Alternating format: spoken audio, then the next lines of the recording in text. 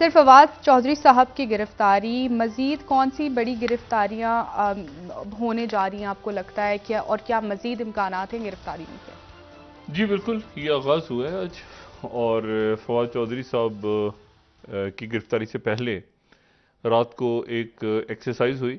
और उस एक्सरसाइज में ये देखा गया कि अगर इमरान खान साहब को गिरफ्तार किया जाता है। इससे पहले ये एक्सरसाइज हुई थी चंद माह पहले, जब वो बनी गाला में थे। जी। और बनी गाला में भी शायद लोगों को याद हो कि अचानक रात के वक्त ये हुआ था कि गिरफ्तार करने लगे हैं, पहुंचो सब आओ चारों तरफ से। तो वो एक एक्सरसाइज थी। एक्सरसाइज ये थी कि कितने लोग आते हैं, कहाँ से आते हैं, किस तरह से पहुंचते हैं, कौन सा शख्स कितने लोग अपने साथ लेकर आता है, क्या वो एक एक्सरसाइज थी। उस दिन गिरफ्तारी का नहीं था, और मैंने उस वक्त ट्वीट भी किया था कि आज गिरफ्तारी नहीं हो रही, ये एक एक्सरसाइज हो रही है कि इमरान खान साहब को गिरफ्तार किया जाए, तो कैसे गिरफ्तार किया जाए। तो अब जो है वो एक एक्सरसाइज हुई वहाँ पे, और वो एक्सरसाइज जो है वो ये भी हो सकता है कि एक एक्सरसाइज ही रहे, या ये है कि उस एक्सरसाइज को अमली जामा पहना के इमरान खान साहब को नज़रबंद कर दिया जाए, क्योंकि अभी वो ज़ख्मी हैं, उनके ज़ख्म अभी ठीक नहीं हुए, और उसके लिए जो है वो वहाँ पर नज़रबंद कर दिया जाए। एक तो ये बात डिस्कस हो रही है हुकूमती हलकों में, और दूसरी जो बात है वो ये है कि आज भी उनके जो उनकी रिहाइश गाह ज़मान पार्क की, उसके इर्द गिर्द जो सिक्योरिटी थी वो सारा हटा दिया गया, और सारे तो वहाँ पर फिर, और जो कारकुनान हैं और मुख्तलिफ रहनुमा हैं वो खेमे वगैरह लगा के वहाँ पे मौजूद हैं। लेकिन उस सूरत में यह है कि वो एक नफरी आके उसको उसको ही सब जेल करार दे दें अंदर। तो एक तो ये है बात। दूसरी जो बात है वो ये है कि फवाद चौधरी साहब का भी हम देखते हैं कि क्या कितने दिन का रिमांड अदालत देती है। ये तो 8 दिन का रिमांड मांग रही है। प्रोग्राम चूँकि लाइव जा रहा है, इसलिए जो एग्जैक्ट ख़बरें हैं वो देखते हैं कि क्या आती हैं। लेकिन बात यह है कि फवाद चौधरी साहब के हवाले से उसमें अब जो दफ़ात लगाई गई हैं वो उसमें बगावत की दफ़ात लगाई गई हैं कि बगावत जो है वो क्या इसमें सिडेशन की लगती है या नहीं लगती, इलेक्शन कमीशन की तरफ से, या तौहीन की लगती है। और 8 दिन का उनका रिमांड मांगा जा रहा है, और चादर वादर डाल के उनको अदालत में पेश किया गया, हथकड़ियाँ लगी हुई थी।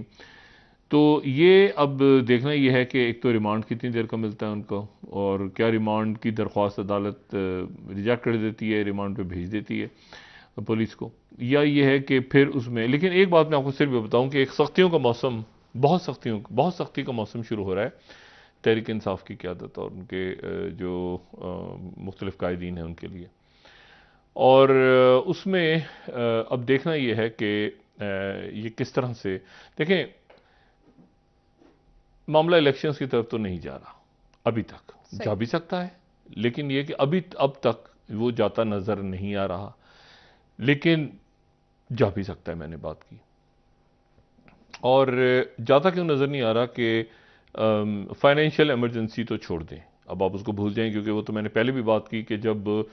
2 असम्बलियाँ टूट गईं, और उसके साथ ही कौमी असम्बली से लोग बहुत से जो है मुस्ताफ़ी हो गए, इस्तीफ़े उनके कबूल हो गए, तो वो जो था कि 1 साल तक बढ़ा दी जाए मुद्दत, वो तो अब मामला नहीं रहा। अच्छा, इलेक्शंस ये गिरफ्तारियों के दौरान और इस सारे सिलसिले में अगर इलेक्शंस होते हैं तो उसका जो नेट बेनिफिट मजीद वो मिलेगा इमरान खान साहब को। तो आप गिरफ्तार, ये जो है ना बात, गिरफ्तारी हो गई तो गिरफ्तारी होने के बाद अगला स्टेप क्या होगा, अदालत पेश करें, कहाँ रखा है, कैसे है, असद उमर, शाह महमूद कुरैशी, बाकी लोगों के भी नाम चल रहे हैं गिरफ्तार। तो बात ये सारी कि उनको पेश किया जा रहा है, मतलब खबरें सारी फिर उधर ही होंगी। और जो हुकूमत अगर इलेक्शन में जाएगी तो वो इंतहाई दिफाई पोजीशन में होगी। उसकी वजह यह है कि IMF जो है वो बात नहीं कर रही। IMF से मामलात जो हैं वो एक तरह से रुके हुए हैं या टूटे हुए हैं, और यहाँ पर एक सदारती ऑर्डिनेंस तैयार हो गया है। और सदारती ऑर्डिनेंस जो तैयार हुआ है उसमें यह है कि जी फौरी तौर पे ये जो कल जो मीटिंग हुई, वर्चुअल मीटिंग, उसके बाद ये तय हुआ कि आगे जो बात है वो तब होगी जब आप एक मिनी बजट को अनाउंस करें। मैं ये बात बहुत पहले भी कहता रहा हूँ और दोबारा कह रहा हूँ कि इस मिनी बजट को शायद मुझे अब नहीं पता कि इसाक डार साहब कहाँ पे हैं, मतलब पाकिस्तान में हैं या कतर में ही हैं अभी तक, और कतर से उनकी क्या बात हुई। कल ये था कि जी कतर में वो कतर प्लांट्स वगैरह इतनी जल्दी नहीं लेते। मतलब ये जो है ना प्राइवेटाइजेशन हो जाए, उनको भी पता है कल वैसे भी जो है वो ब्लैकआउट रहा, और तो मतलब वो इस तरह होता नहीं ठीक कि वो अचानक जनाब वो गए वहाँ पे। और वो अब देखें अभी तक उन्होंने ज़्यादा तो नहीं बताया कि हमारे ज़र मुबादला के ज़खायर कितने हैं, लेकिन वजारत ख़जाना ये कह रही है कि जी हमारे जो ज़र मुबादला के ज़खायर हैं वो 3.5 अरब तक पहुँच चुके हैं, 4 अरब से कम हो चुके हैं, क्योंकि हमने चाइना का जो रोल बैक नहीं हो सका, या हमने रीशेड्यूलिंग नहीं करा सके, 2 कर्जे चाइना के, और इस हफ्ते हमने मज़ीद देने हैं चाइना के। तो इशू ये है सारा कि इसमें और फिर जो हमें पैसा बाहर से मिला भी, उसमें भी वो बहुत ज़्यादा पुराने, देखें हमें इस तरह से करना नहीं चाहिए अपने लोगों के साथ, क्योंकि दुनिया इसको बहुत नेगेटिव लेती है, बहुत ज़्यादा नेगेटिव। अब ये जैसे एक्सप्रेस ट्रिब्यून की स्टोरी है, जो 13वीं स्टोरी है कि इस्लामिक डेवलपमेंट बैंक की तरफ से जो 4.2 बिलियन अनाउंस हुए। देखें मैं आपसे ये कह रहा हूँ ना कि लोग फिर बाहर बैठे हुए लोग भी तो सुन रहे हैं ना कि क्या बोल रहे हैं अपने मुल्क में जाके। अब सिर्फ 600 मिलियन उसमें से नए थे, और उसमें ये इसको अगर देखें इसकी जो सब हेडिंग है इस खबर की, तो उसमें ये लिखा है कि 9.7 जेनीवा में जो वापस आके हमने कहा था ना कि 10 अरब आ गए, 10 अरब आ गए, तो वो रीपर्पज फंड्स हैं। ये बात पहले भी हम कर चुके हैं, लेकिन आज इसको बाकायदा एक्सप्रेस ट्रिब्यून में शहबाज राना साहब की स्टोरी आ गई। अच्छा, अब इशू ये है कि वो ये फिर एक बड़ा मजाक सा लगता है कि यहाँ पर कुछ बात कर रहे हैं और अपने मुल्क में जाके बजाय इसके कि लोगों को इत्मीनान में लें, उनसे सच बोलें, इधर भी गलत बात कर रहे हैं, उधर भी गलत बात कर रहे हैं। तो उसके नतीजे में ये पूरी जो एक लंबी सी कतार बनी हुई थी प्रेस कॉन्फ्रेंस की, ये इसकी ज़रूरत नहीं थी कि जी मुबारक हो जी गैबी इमदाद आ गई, डॉलर आने शुरू हो जाएंगे, बेखुशखबरी। लोग पहले ही परेशान हाल, वो कहते हैं अच्छा शायद यार झूठ नहीं बोल रहे, सच बोल रहे हैं, लेकिन उसके बाद वो थोड़े दिनों के बाद पता चलता है कि जी वो तो बिल्कुल किस्सा उल्टा हो गया। तो अब उसके नतीजे ये हुआ है कि वो अच्छा, फिर उसके साथ ही एक्सप्रेस ट्रिब्यून ही दोबारा कह रहा है कि जी एक तरफ तो बताया ये जा रहा है कि जी यहाँ पर बहुत ज़्यादा हालात ऐसे हैं कि जी हमें वो जो सादगी वाली कमेटी एक बनी थी, उस सादगी वाली कमेटी जो है, वो सादगी वाली कमेटी जो है वो मामला खर्चा कैसे हो रहा है और ये वो सारा उसको सबको ठीक करेगी, और ताकि खर्च जिसको हमने कहा था ना 15 रुकनी कमेटी एक बन गई है। अब लेकिन इशू इसमें सारा ये है कि वो जो 15 रुकनी कमेटी है,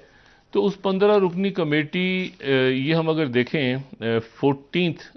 एक्सप्रेस ट्रिब्यून की न्यूज़, तो कह रहे हैं कि जो एमपीज़ हैं उनको 90 बिलियन मज़ीद इतनी बुरे माशी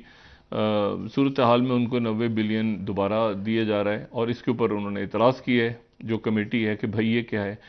और उन्होंने कहा है कि जी फेडरल कैबिनेट को छोटा किया जाए, जो कर नहीं सकते, कैबिनेट को छोटा करेंगे तो हुकूमत खुद ही। अच्छा, मैं तो ये बात बड़ी हैरान कुन है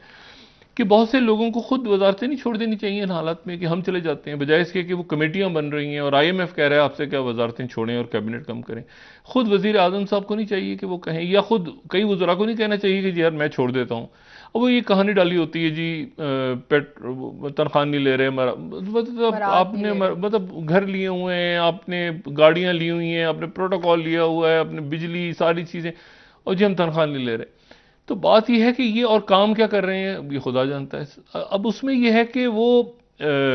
इस मरहले पे आके उनको दिखाना कि जी हमने कमेटी बना दी है, हम सादगी से ज़िंदगियां गुजारेंगे और ये करेंगे वो करेंगे, ये काम नहीं चल रहा, इससे बात हो नहीं रही।